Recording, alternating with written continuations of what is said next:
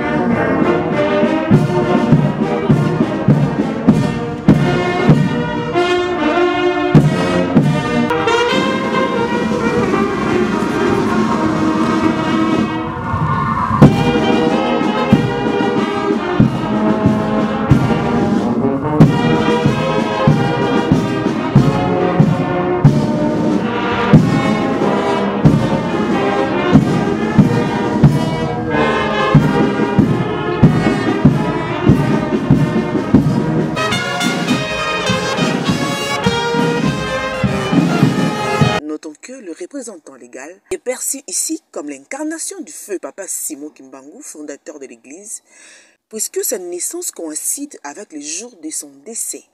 Au temple de Kamba, siège mondial de tous les centres kimbangistes, il a eu tour à tour plusieurs discours dont notre attention a capté celle du père spirituel Simon Kimbangu Kiangani et celle du gouverneur Gimbandu, représentant spécial du chef de l'État, président de la République Félix Antoine Tshisekedi Tshilombo.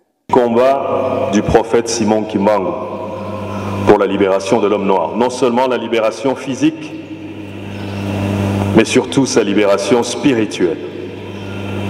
Et donc je voudrais que chacun de nous intériorise la profondeur de cette journée comme étant non seulement la célébration de notre libération de l'oppression coloniale, mais également la libération de notre spiritualité. L'Église et demeure pérennisée à travers des actions sociales et un soutien sans faille aux efforts conjugués par son Excellence, Monsieur le Président de la République, chef de l'État, garant de la nation et commandant suprême des forces armées congolaises, pour garder l'unité du pays.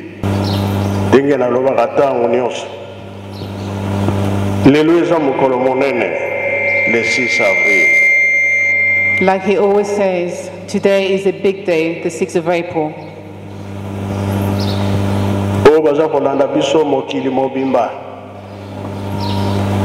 Which the whole world will be following us.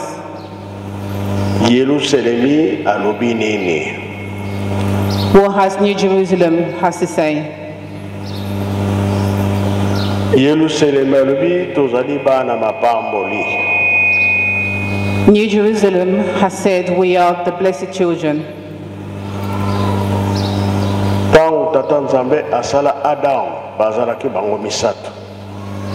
When God created Adam, there were 3 of them.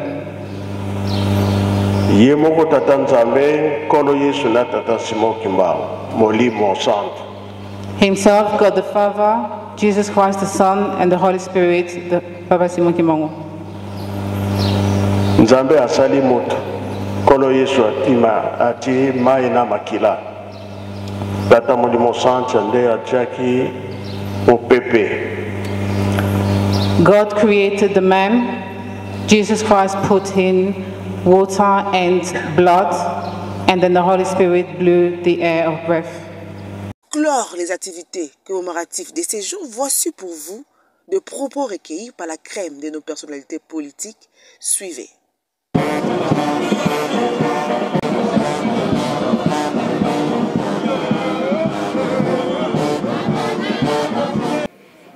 Oui, moi je crois que Simon Kimbangu n'était pas n'importe qui.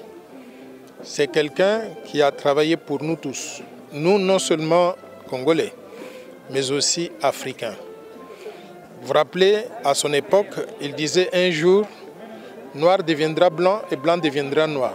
Beaucoup de gens n'ont jamais cherché à comprendre ce que ça voulait dire. Moi, dans mon analyse, j'ai essayé d'analyser ça, de comprendre ce que ça voulait dire. Ce que ça voulait dire, c'est quoi? C'est qu'un jour, notre pays sera géré par nous-mêmes, qu'il n'y aura personne au-dessus du noir. C'est-à-dire nous allons nous débarrasser des colonisateurs et que nous allons maintenant gérer le pays au profit de nous les Congolais.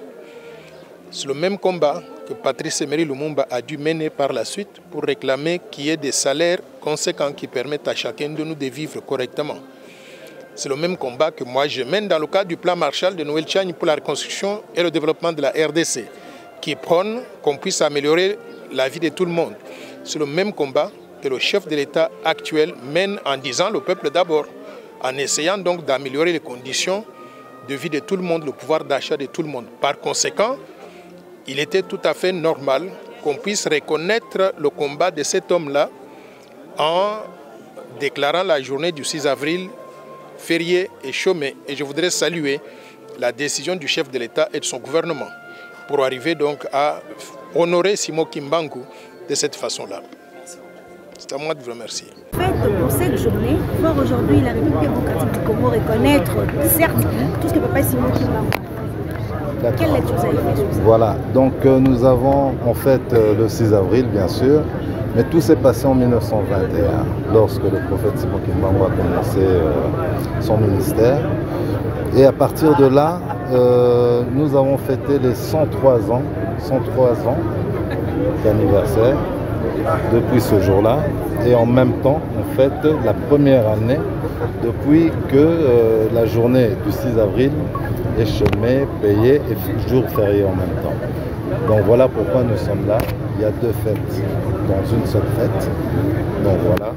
Et tout se passe bien, il y a du monde, il y a beaucoup d'engouement, il y a eu beaucoup de personnes. C'est vrai que les routes étaient vraiment catastrophiques parce qu'elles se sont dégradées. Il y en a qui n'ont même pas pu venir jusqu'ici. Et en même temps, nous on a dû dormir en chemin, en coup de route. On a mis plus de 14 heures pour arriver ici. Mais heureusement nous sommes là et voilà, ça s'est bien déroulé en tout cas.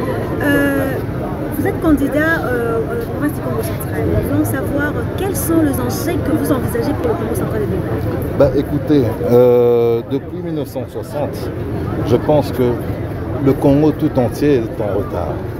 Donc toutes les provinces sont en retard. On devait déjà se développer depuis un bon moment, mais on n'a que des retards en retard. Avec le problème d'insécurité dans le Congo central, c'est un problème récurrent. Les gens souffrent par rapport à ça. Les investisseurs fuient même la province par rapport à ça. Les coupeurs de route, comment voulez-vous qu'on soit en sécurité, en paix? Donc voilà. Si aujourd'hui vous devenez candidat, que direz-vous à tous les gens du Congo central qui vous suivent?